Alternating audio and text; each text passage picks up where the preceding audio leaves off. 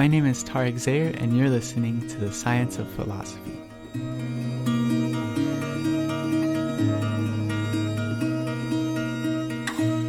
Today, Nietzsche Part 2. What is happiness?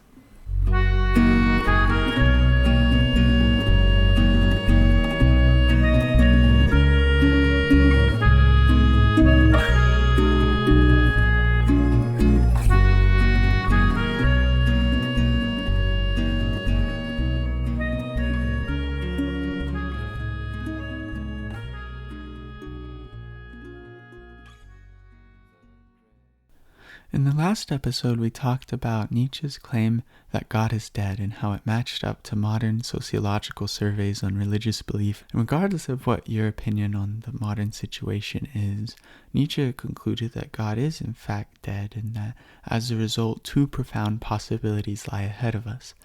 Either we descend into the depressing valuelessness of nihilism, or we figure out some way forward. If this is a movie, this is the part where the hero has been completely abandoned by everyone and everything she could rely on. The bad guy has seemingly won. A part of the hero wants to give up, cannot imagine going forward, but the better part of her refuses. She doesn't stay down. She gets back up and faces her hopeless situation with a smile, not because she knows she will overcome it, but precisely because she knows that when she does not, when she loses, that humanity or whatever alien race she belongs to will have died listening to the most beautiful part of itself, that they would not disappear from the world without a final trace of what once justified their existence, that the destruction of goodness and beauty and love would in fact be a tragedy and not just another meaningless movement of matter in motion. But as is always the case with movies like this, the situation wasn't as hopeless as it initially seemed. The hero can always win. We can win too. How? Well, today I want to talk about some of Nietzsche's positive ideas about and negative critiques of happiness, of how we can live a good life in light of God's supposed death. So what I want to do in this part is talk about defining happiness. Now, in philosophy, this is a long-standing tradition. For instance, if you read many of the Platonic dialogues, Socrates is asking someone, what is justice? What is the good, etc., trying to define concepts. This is an important part of doing philosophy, and one of the many ways I think philosophy can contribute to science. And in science, defining a concept is called operationalizing it, because you don't just have to define it in an abstract way, but you also are trying to measure it in science. And when you're measuring something, you're implicitly defining it, right? Because you're assuming that the thing you're measuring is the thing you're trying to study. So scientists deal with defining concepts or operationalizing them. In many ways, it's one of the most important parts of doing scientific research. And so I try and show in this episode how Nietzsche critiques a very common understanding of happiness, of what it means to be happy, and how the science has also used that Nietzschean critique to change the way it operationalizes happiness and evaluates certain ways of life as making someone happy.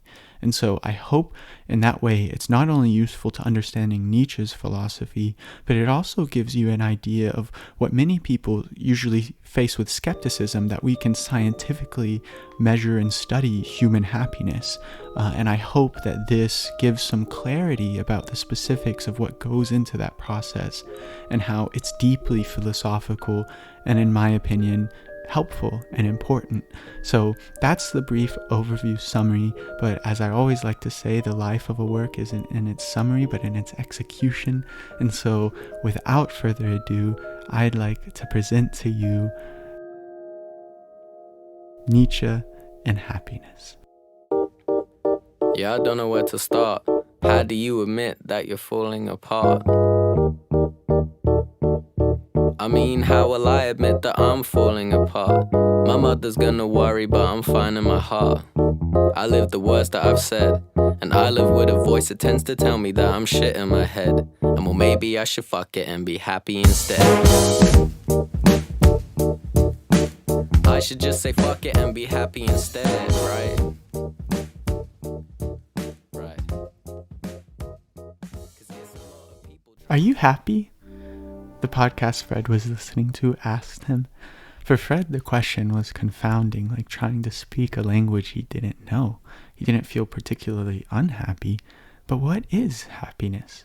Fred cycled through some of the happiest moments in his life to see if he matched up to them now, retrieving that ball in the 8th grade with 5 seconds left in the 4th quarter and running it past every single defender in front of his high school crush to score a buzzer beater touchdown to win the game, his teammates jumping up and down and hugging each other in a giant circle for minutes with him as the centerpiece, eventually trying to lift him up above their heads like in the movies but being unable to, and all of them falling down to the ground under his weight, laughing.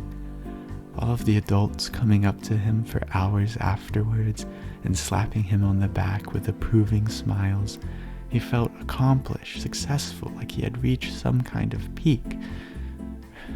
Right now he did not feel that way. Was he therefore unhappy? What is happiness? Fred thought back to those first few days of falling in love when everything he did or saw was instilled with a kind of growing excitement, and he felt like he knew a secret about the world's benevolence that nobody else did. He felt blissful, loved, and loving. He did not feel that way right now.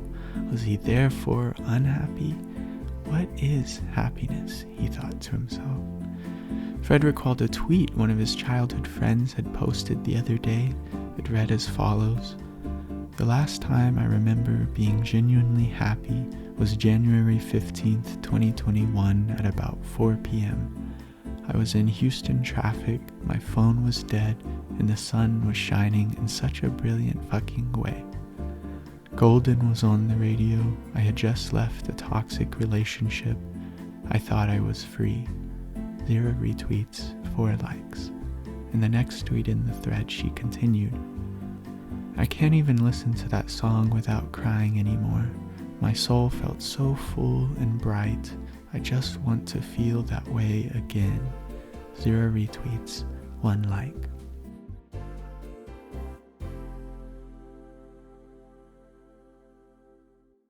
As Fred cycled through his happiest memories, it struck him that happiness feels like listening to top 40 radio hits.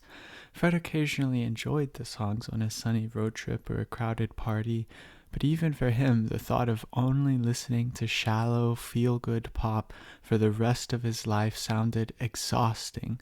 Fred liked his sad folk or his melancholic indie music too. The question posed by the podcast, "Are you happy?" started to feel annoyingly irrelevant. It's like we place so much focus as a culture on perpetually capturing these elusive moments of pure bliss, which are blissful precisely because they are rare, and then we all feel disappointed and like we're failures when every waking moment of our lives isn't the climax of some romantic comedy. We think we have to feel that way all the time, and that if we don't, then something is wrong with us. It makes it so that if we want to do something which has even the slightest potential to end in failure or sadness, things like following our dreams or expressing our emotions, all of the things which make us really, in a way, truly alive, we avoid them completely so that we can clutch to this fake summit of happiness that we are terrified of falling down from, or appearing to others as having fallen down from. We become risk averse, boring, shallow, but at least we're not unhappy though, right? But what is happiness? Fred thought to himself. As he thought about it in another way, he realized that those rare moments of happiness were completely selfish. They all involved satisfying his own wants, enjoying what was given to him. It made him nauseous. If happiness is a feeling, it is subjective. It exists only for us in that moment, nobody else. So the idea of cultivating one's entire life to produce happiness as much as possible seemed not only outrageously selfish, but also misguided. Fred imagined himself on his deathbed, reflecting back on what he did. Didn't he want there to be some lasting legacy? Didn't he want to have helped the world in some way, regardless of how it made him feel? Didn't he want to leave something behind before he went? Do I care about my happiness? Fred exclaimed finally at the top of his lungs. I care about my work. And just then Fred awoke, sweaty, in a beeping hospital room, the words heroin overdose written somewhere on the strewn notes of a doctor's pad as he entered the room.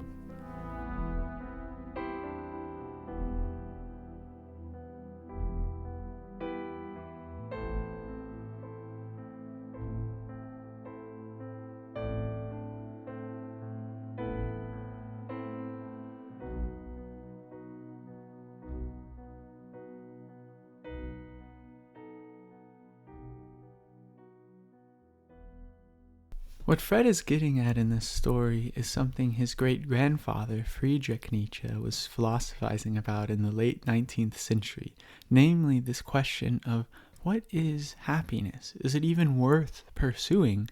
And is a happy life different from a meaningful one? A very common understanding of happiness is that it is just this experience of something like sustained bliss. The happy person, we commonly think, is a person who's always in a cheerful mood. They're smiling as they walk down the street, and this is the kind of happiness or definition of happiness that Nietzsche despises. And here's one reason why. Imagine that you are a politician with a lot of power, and your aim is to maximize happiness in your society. If your definition of happiness is a cheerful, smiling mood, then you're going to be far more likely to build circuses than libraries. To put it in another way, if happiness is just an upbeat, cheerful mood and your aim is to maximize happiness, then Phoebe Bridgers and Radiohead and Frank Ocean and every sad indie artist are gonna have to be excommunicated, exiled from our society, because if happiness is a cheerful mood, then Frank Ocean is committing a holocaust of happiness. And so Nietzsche's point is, look, if you like the top 40 cheerful radio hits, then good for you, but some of us don't, and your definition of happiness is leaving us out.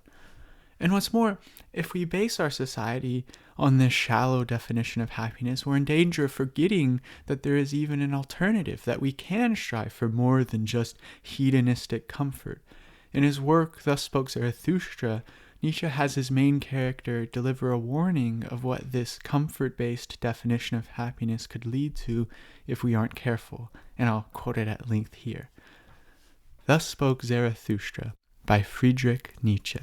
When Zarathustra came into the next town, he found many people gathered together in the marketplace. And thus spoke Zarathustra to the people. The time has come for man to set himself a goal. The time has come for man to plant the seed of his highest hope. His soil is still rich enough, but one day this soil will be poor and domesticated, and no tall tree will be able to grow in it. Alas, the time is coming when man will no longer shoot the arrow of his longing beyond man, and the string of his bow will have forgotten how to whir.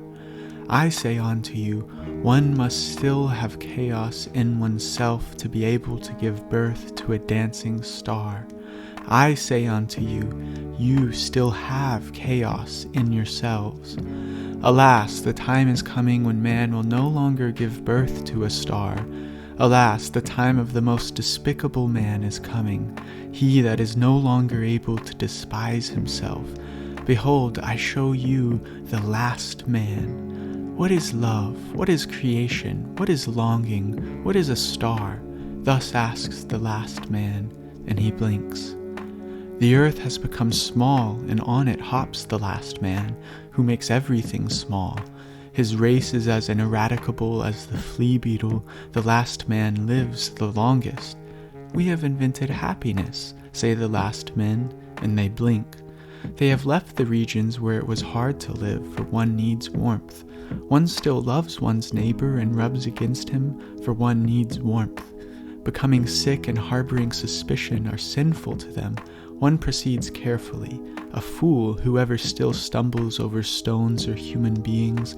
A little poison now and then, that makes for agreeable dreams, and much poison in the end for an agreeable death. One still works, for work is a form of entertainment, but one is careful, lest the entertainment be too harrowing. One no longer becomes poor or rich, both require too much exertion. Who still wants to rule? Who obey? Both require too much exertion. No shepherd in one herd. Everybody wants the same, everybody is the same. Whoever feels different goes voluntarily into a madhouse. Formerly all the world was mad, say the most refined, and they blink.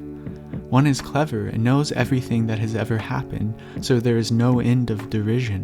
One still quarrels, but one is soon reconciled, else it might spoil the digestion. One has one's little pleasure for the day and one's little pleasure for the night, but one has a regard for health. We have invented happiness, say the last men, and they blink.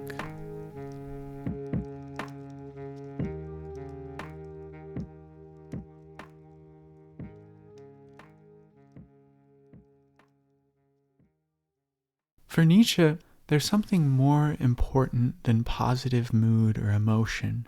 And the reason he thinks you build libraries over circuses is that libraries offer engagement and meaning, whereas circuses offer often a shallow, fleeting moment of joy.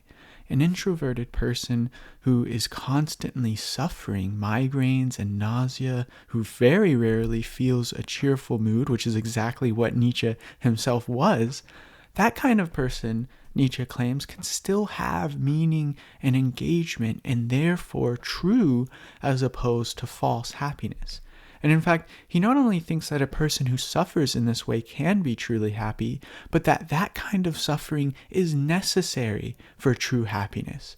Right? One analogy I've heard is to imagine like hiking up a really high mountain or trail. You've been struggling up it all day, wondering whether or not you would even make it, wanting to go back several times. You're so tired. And then finally, at last, you reach the top and the view is breathtaking.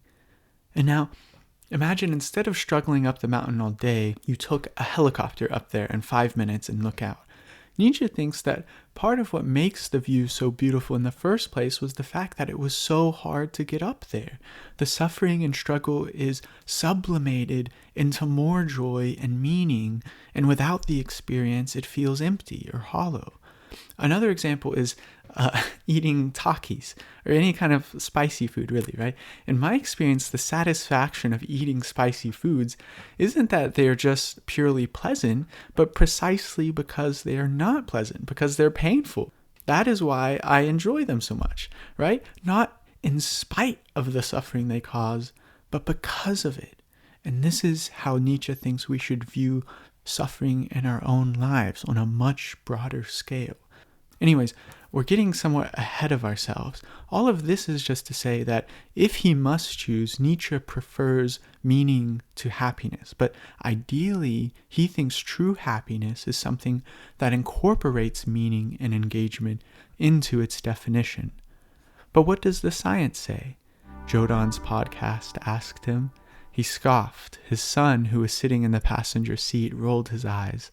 Of course you wouldn't care about the science, the son said in that pretentious way Jodon hated. But some of us actually care about getting at the truth.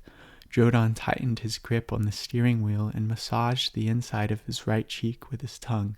He was driving up one of the highways near Harvard, dropping his son off to college.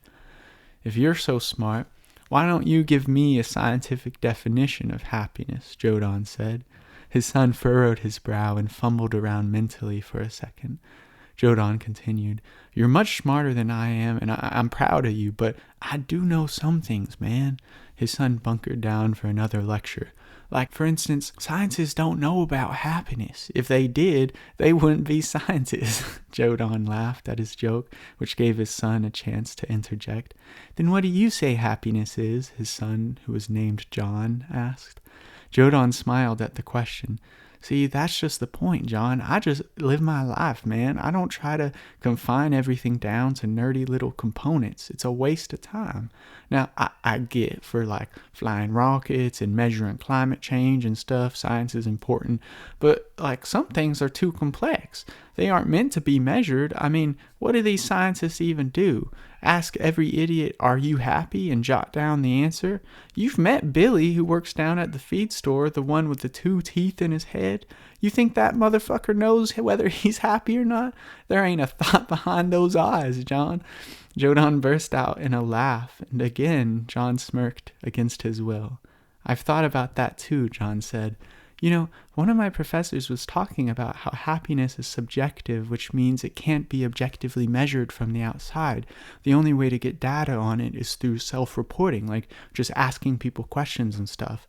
Jodan wanted to tell his son that he knew what subjective and self-reporting meant, that he didn't have to dumb everything down for him, but he let him go on. But that seems contentious to me for a couple of reasons. For instance, when a scientist asks a person which of 2 experiences made them happier, the subject is at best comparing something they are currently experiencing with their memory of something they experienced in the past. But memories are notoriously unreliable, like how a few months ago you showed me that picture of us at New Orleans when I was little, and I told you I wanted to go back sometime because I remembered how much fun it was, and you told me that in reality I had thrown a tantrum in the first hour because the beignets line was too long, and for the rest of the day I had sulked in anger. Yeah, exactly, Jodan said. But you know, what was weird was after class I went up to that same professor, Professor Gilbert, and I told him the thing about memory not being reliable, and rather than arguing with me, he just kept nodding along.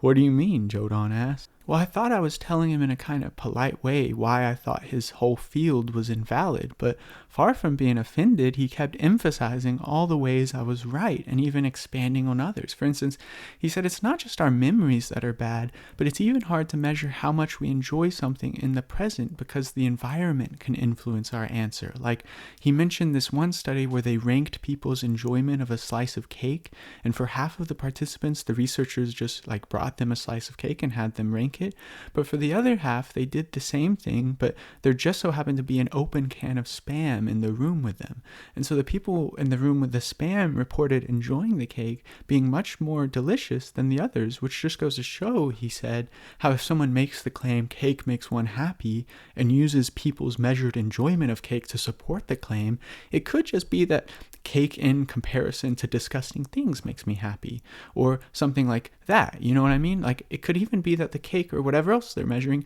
doesn't make people happy at all, but the enjoyment is only coming from some kind of comparison they're making.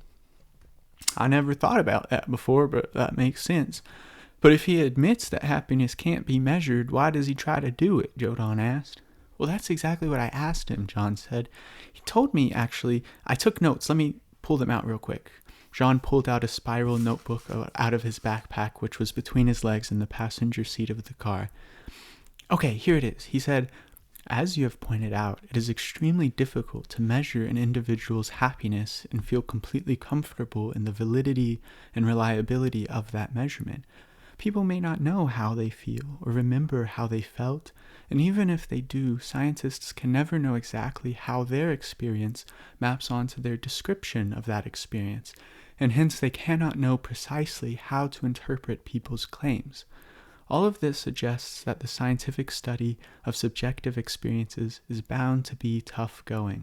But difficulty should not be confused with impossibility. The nature of a subjective experience suggests there will never be a happyometer, a perfectly reliable instrument that allows an observer to measure with complete accuracy the characteristics of another person's subjective experience so that the measurement can be taken, recorded, and compared with another.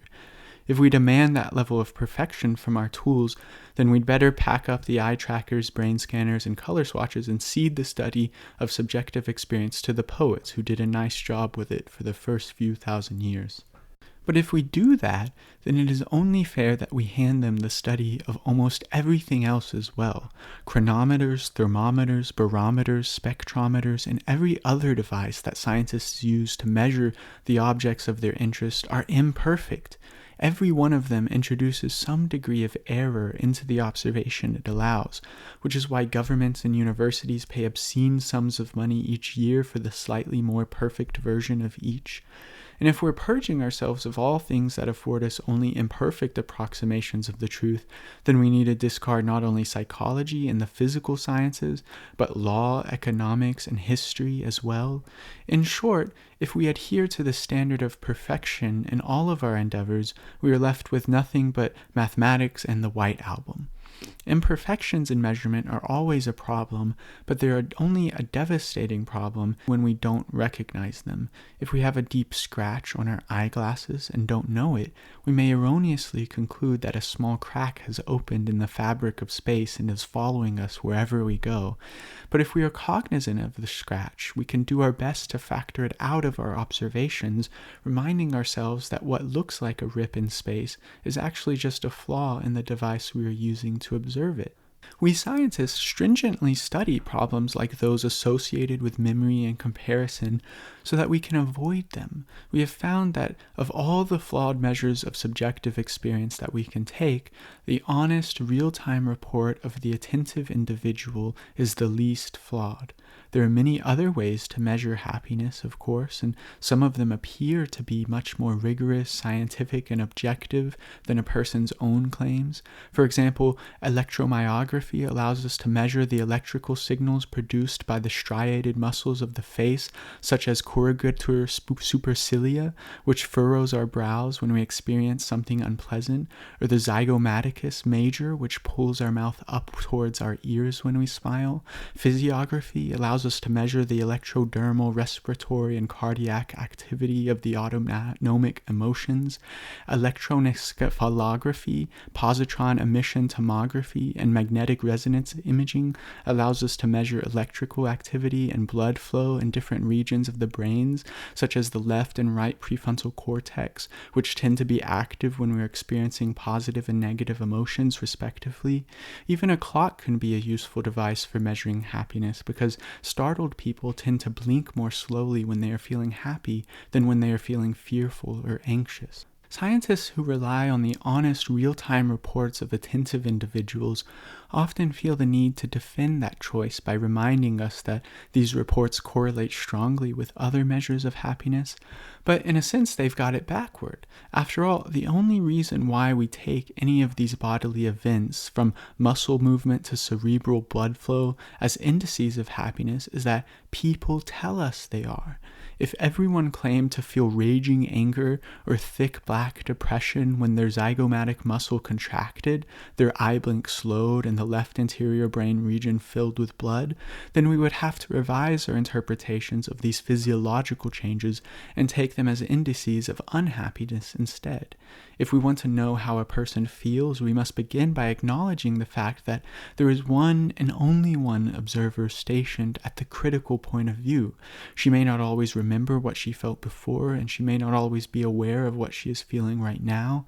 We may be puzzled by her reports, skeptical of her memory, and worried about her ability to use language as we do, but when all our hand-wringing is over, we must admit that she is the only person who even has the slightest chance of describing the view from in here, which is why her claims serve as the gold standard against which all other measures are measured.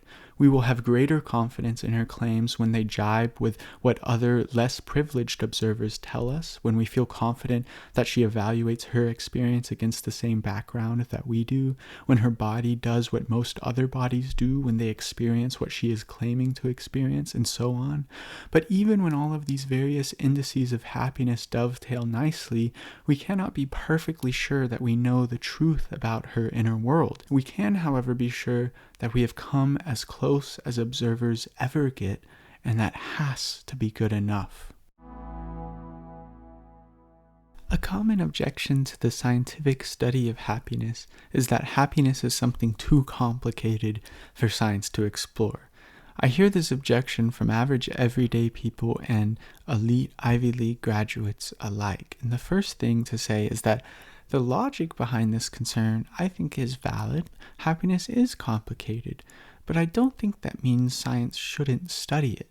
Just take any other complicated subject. For instance, imagine you wanted to know the precise elemental material of a meteor, but all you have to go off of is the varying spectrums of light reflected off its surface as it soars above our heads at millions of miles per hour. Now, should you use science to study this complicated question or something else? Science, of course. That's because you recognize when it comes to complex subjects, it's increasingly harder to guess the correct answer. You have to go out and do the hard work of gathering data and research, piecing all the pieces together, and coming up with educated hypotheses, testing those hypotheses and proving them wrong, and slowly but surely updating and improving them on the basis of new evidence and reasons. And that's exactly what science does best. But somehow, when we want to study the most important and most complicated subjects, such as human happiness, we suppose we should just throw out science out the window and rely on our best guesswork instead. And I get that there's a valid concern that happiness is not easily measured. But when something is hard to measure, we don't just give up and start guessing. We continually try to improve our methods and tools. In one sense, to ask, what is happiness, is to ask, what is the weather, right? What is the weather? Well, it has something to do with the clouds, I think, but that's not all it is. It's also the wind and the humidity and the precipitation and a dozen other complex components that we don't even have a full grasp on, even in our modern age. And yet, we still have weathermen. And it's good that we do, because we want to be able to predict things in the future and adjust the way we live our lives accordingly. Like maybe we want to know whether we should bring an umbrella or not. And the predictions aren't always right. Many times your weather app gets next week's rain wrong. But in response to that, do we throw up our hands and give up on the whole enterprise and start going with our gut feelings and intuitions of what the weather will be instead? Of course not. We try to improve the way we measure and predict the weather, and it's the exact same with happiness. And this brings us, at last, back to Nietzsche's objection to happiness. For Nietzsche, we are increasingly confusing the weather with just the clouds. We think of happiness as comfort or bliss, which is surely an important component of it, but it's not all there is. When a parent goes to their child's singing concert and listens to the excruciating, out-of-tune performance, they're not comfortable. They're not feeling positive emotions of bliss. But they go, and they want to go because they care about their relationship with their daughter. When a human rights activist stands up against oppression, knowing she'll be imprisoned, she's certainly not choosing what will bring her the most comfort. But she still stands up against injustice because she values the meaning that comes from being a part of something bigger than oneself and fighting for what's right more than just mere positive emotion and comfort. And it's hard because sometimes Nietzsche gives the impression of being against happiness altogether. He'll talk about it disparagingly, but then in other places he uses it rather positively. And on one level, he's trying to differentiate between this false happiness of purely positive emotions and comfort. And this is shown by the way he puts happiness in quotation marks in some places when describing that kind of happiness, but uses it without quotation marks in other places when describing a kind of happiness that he endorses. But on the other hand, he doesn't always do this quotation mark trick. Sometimes he gives the impression that he thinks happiness is inextricably connected to this shallow definition of pleasure and positive emotion, and that we need to dispense with the whole concept altogether. And funnily enough, this is really just the place the science has arrived at as well. For instance, Roy Baumeister, a Francis Epps professor of psychology at Florida State University, has argued that there's a fundamental difference between a happy life and a meaningful life. In a paper published in the Journal of Positive Psychology, Baumeister and his colleagues found that a meaningful life and a happy life often go hand in hand, but not always. They surveyed a few hundred adults looking for correlations between their levels of happiness, meaning, and various other aspects of their lives. And their statistical analysis tried to separate out what brought meaning to one's life but not happiness, and what brought happiness but not meaning. And their findings suggest that that meaning is not connected with whether one is healthy or has enough money or feels comfortable in life, whereas happiness, which they claim is separate from meaning, is connected to those things. This is useful, I think, in trying to specify what I mean when I say that Nietzsche favors meaning over purely positive emotions or pleasure. But I don't want you to think that this study that thinks happiness and meaning are separate is the consensus, because many positive psychologists, just like Nietzsche in certain parts of his writing, disagree with this distinction between happiness and meaning.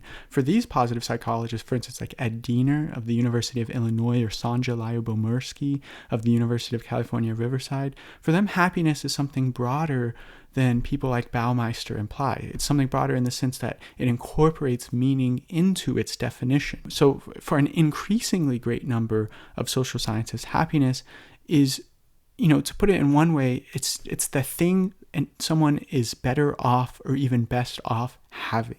This is one of the ways the ancients described it, or one component of how they described it, right? Something one is better off or even best off having is something that makes you happy.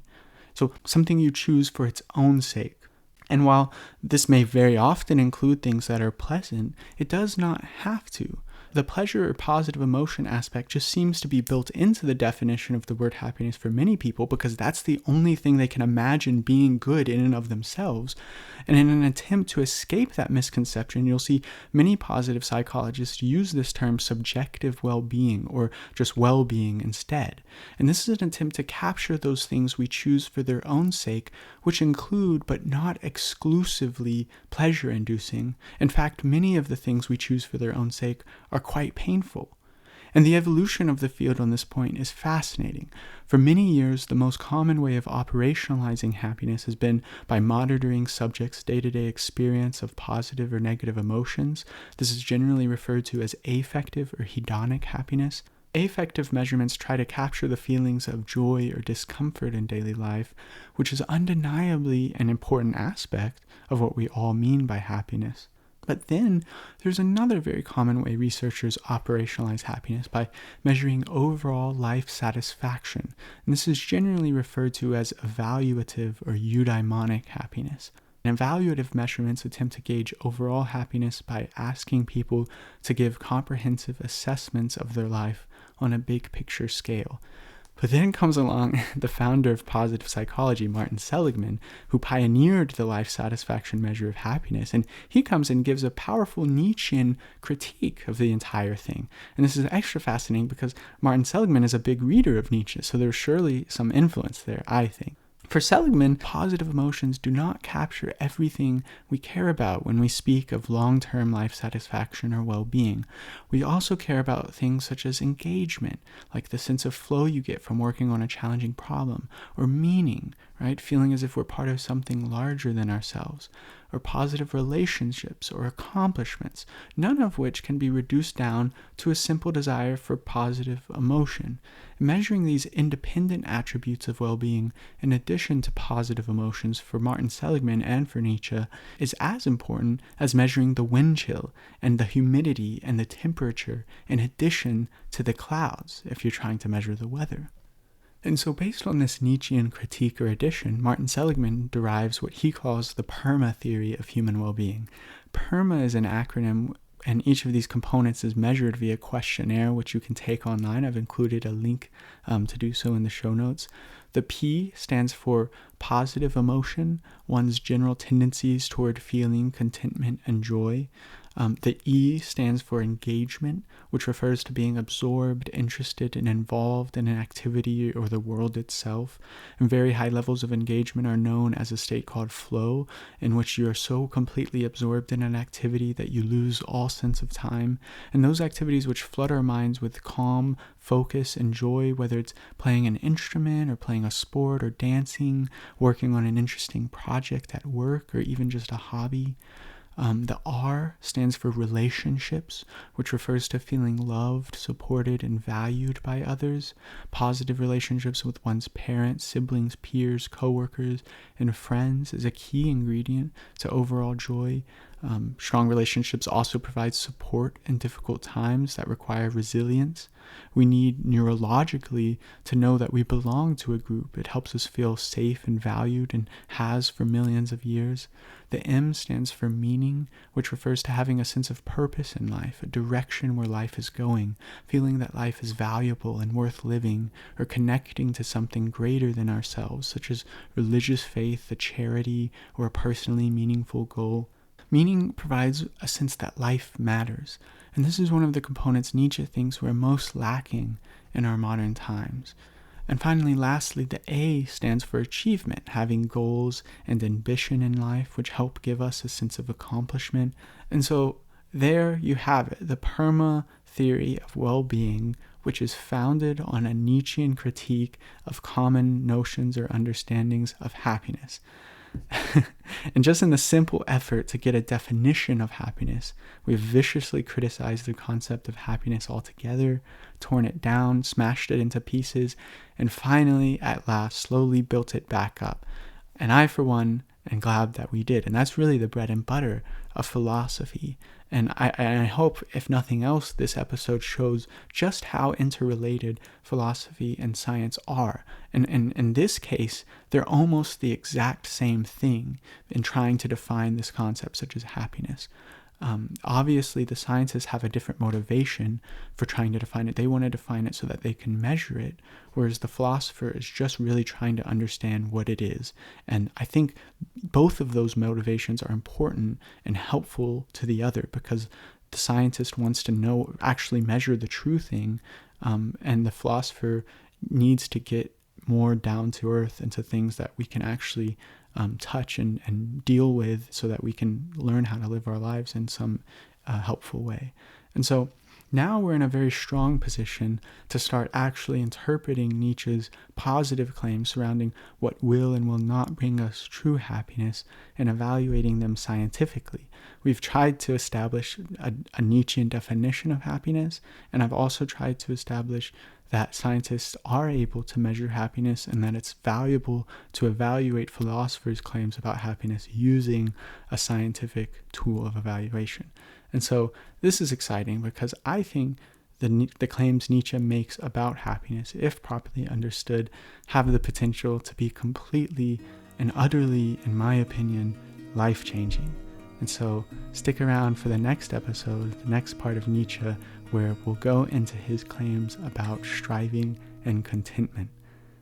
I'll see you next time.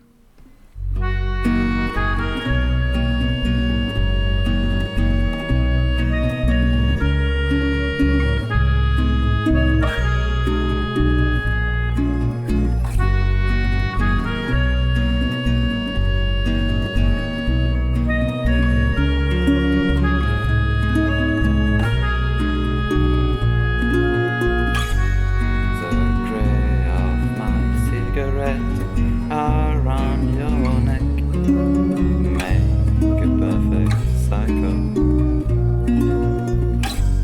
The red of your lips, the shape of your hips. I'm alone with my body.